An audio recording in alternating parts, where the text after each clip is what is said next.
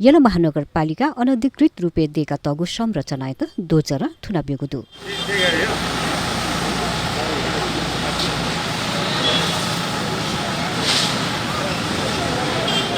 महानगरपालिकाई वडाल्या 5 दुगु नुपुखु संरक्षण व पुनर्निर्माण लागि वडाल्या 5 या ज्याकुलिसे मेमेगु अस्थायी लिसे अनधिकृत संरचना त सोमबार दोजर थुनाबिगु ख मेरो साहब खुसी लाग्यो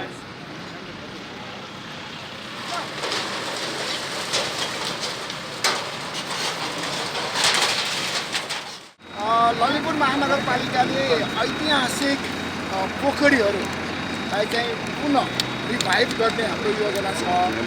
सोही योजना अन्तर्गत हामीले यता सप्तपातल पोखरी बनाइरहेका छौँ। यो सँगै राजदलले दिइराखेको लगभग 30 रोपनीको 3टा पोखरी पनि हामीले फिर्ता ल्यायौँ र त्यो पनि अहिले बनिरहेको छ। लगभग 65% काम सम्पन्न भयो। मलाई आशा लाग्छ अब छिटै त्यहाँ चाहिँ कमुलको फुल चलाउँछ नम्बर 1। अब त्यही सन्दर्भमा यो जुन पोखरी छ यो पनि ऐतिहासिक पोखरी हो, तर यो ऐतिहासिक पोखरीलाई चाहिँ छोपिएको छ। यहाँभित्र पोखरी छ भन्ने चाहिँ सायद तपाईँलाई पनि थाहा छैन होला। तसर्थ अब हाम्रो प्रयास चाहिँ के त भन्दाखेरि यो पोखरी अहिले हामीले बनाइरहेका छौँ, यसलाई चाहिँ हामीले इम्प्रुभ गर्दैछौँ। तर अब यो पोखरीलाई चाहिँ बाटोमा हिँड्ने सम्पूर्ण बतुवाहरूले चाहिँ यसै हेर्दाखेरि ओहो कस्तो ठुलो पोखरी रहेछ यहाँ भनेर चाहिँ पार्न खोजे हो। तसर्थ अहिले हामीले यहाँ चाहिँ हाम्रो 5 नम्बर वडा कार्यालय लगायतका भवनहरू यहाँ चाहिँ धेरै पहिलेदेखि बनिरहेको। तसर्थ अब ती भवनहरू हामी सबै हटाउँदैछौँ र त्यहाँ चाहिँ हामी ट्रान्सप्यारेन्ट ग्रिन फेन्स लाउँछौँ, जुन कि तपाईँले जाउला खेलमा देख्नुहुन्छ, यी बुद्धि विकास मण्डलको फुटबल ग्राउन्डमा देख्नुहुन्छ। हामीले ललितपुर महानगरपालिकामा चाहिँ सर्वस्त रूपमा यो ट्रान्सप्यारेन्ट ग्रिन फेन्स लगाइरहेका छौँ। यसको शुभारम्भ चाहिँ हामीले पुल्चोक इन्जिनियरिङ क्याम्पसबाट गऱ्यौँ। तसर्थ त्यो बार हामीले यहाँ लाउँदाखेरि तपाईँले जोसुकै बाटोमा हिँड्ने मान्छेहरूले चाहिँ यहाँभित्रको पोखरीको चाहिँ रस स्वादन गर्न पाउनेछ। तसर्थ यो नुपुखु वास्तवमै यहाँ चाहिँ धेरै मान्छेलाई थाहा छैन यस्तो ऐतिहासिक नुपुखु छ, तर छोपिएको कारणले चाहिँ यसलाई चाहिँ यो चाहिँ लुकेर बसिया जस्तो भयो।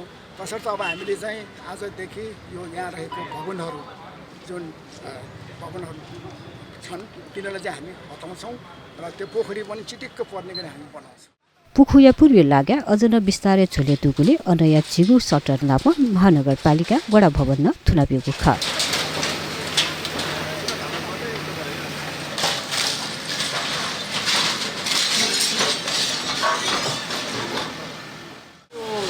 नु पोखरी भनेको यो मूलकालीन बनाएको नु पोखरी हो।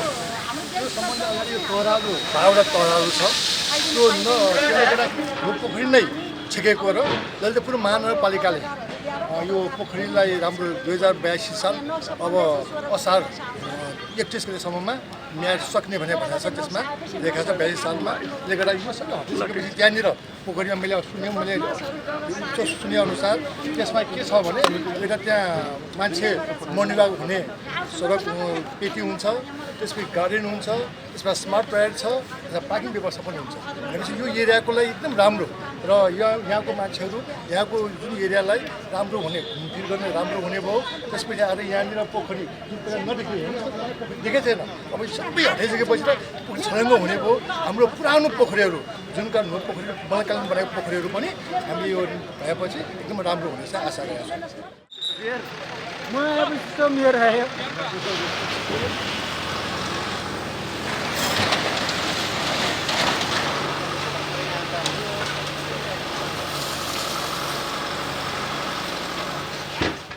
सबैलाई अनुरोध, हाम्रो पोखरी बनाउने सिलसिलामा हाम्रो वडा भवन चाहिँ अहिले महालक्ष्मी थानको 3 घर पर सेतो घरमा सरेको छ। यस अवधिमा कसैलाई सेवा पुगेकोमा क्षमा चाहन्छौँ र हाम्रो सिफारिसहरू हामीले गर्नुपर्ने कामहरू सुचारू छ र यो जानकारी बनाउन चाहन्छु। अथे अनदुगो पस टहरा व मेमेगु पक्की संरचना र महानगरिया डोजर थुराबिएको ख